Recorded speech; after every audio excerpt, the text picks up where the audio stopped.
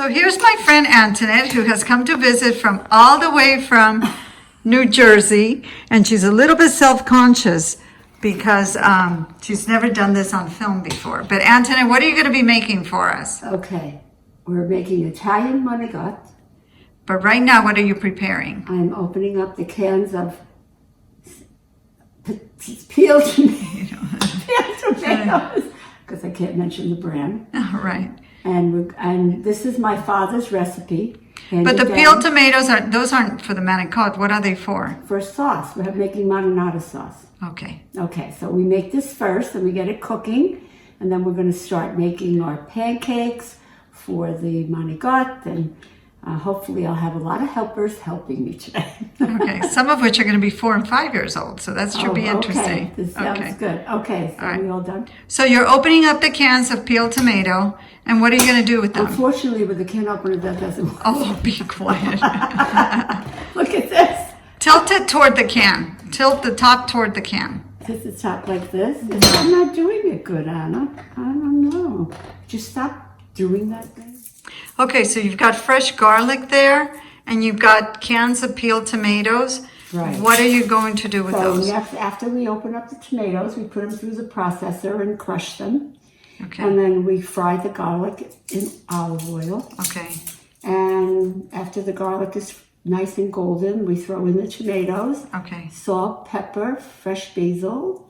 You could put a little bit of hot pepper if you want. We may put parsley in it too. And that's going to make our marinara sauce. And then how long do we let it cook? Until I taste it, it's done.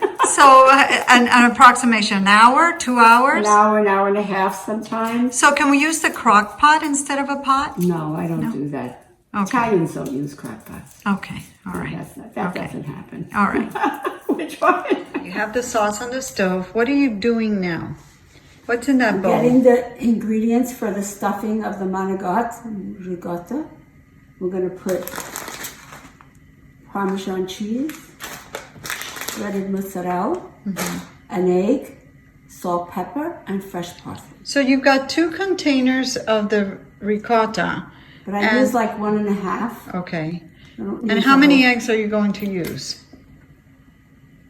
How many what?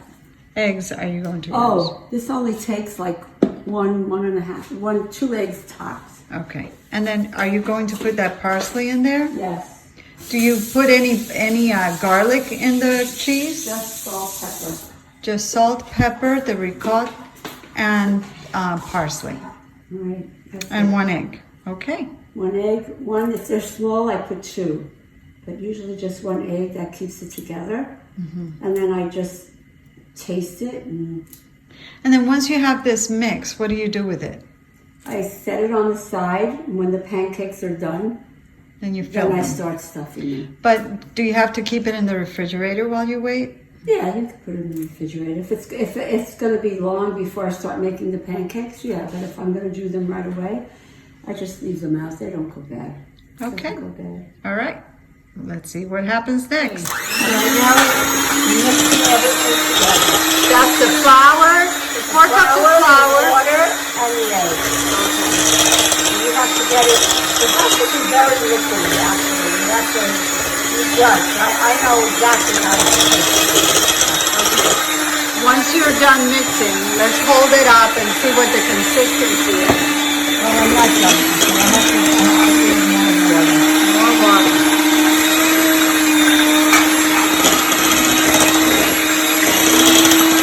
So we're back. We're making the pancakes, the Manicotti. 2 little scoops. 2 little scoops of the batter. And the batter's really runny. It's almost like making a crepe. You spread it out. And then you spread it out to make a nice round circle. Now, if my dad was here, he would be critiquing these. And what would he I say? don't do it right. He'd be saying how wonderfully you're doing. No, he would. Okay, and how long do you leave it on the stove? Just maybe a minute, and then you flip it really fast and take it off. You can actually pick it up with your hands and put it on parchment paper. Okay, so I like the way you set that up. You put parchment paper on the counter. Right. Okay.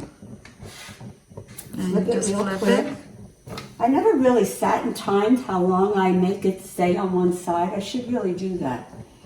Well, it looks like the color changes a little bit. Yeah, you don't want it to get brown. You want it Okay. to stay clear. Okay. So basically, as soon as you turn it, you could actually take it off. Okay.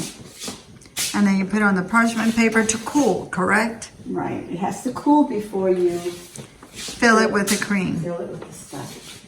Okay. And that's And that's it. That's easy. easy. Piece of cake. Now, thankfully, my sister brought over this griddle so that we could do more than one at a time, because Yes. otherwise, and it has to be non-stick. Right. Okay. Non-stick, and you just rub it down with some olive oil just to coat the bottom so that it's easy to flip. Okay.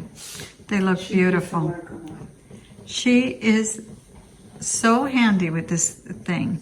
Go ahead, Anthony, flip it over. All right. Flip it. Flip it. Flip. Wait, the other one needs a minute. That one went back Okay. first. Okay. So now we flip this one.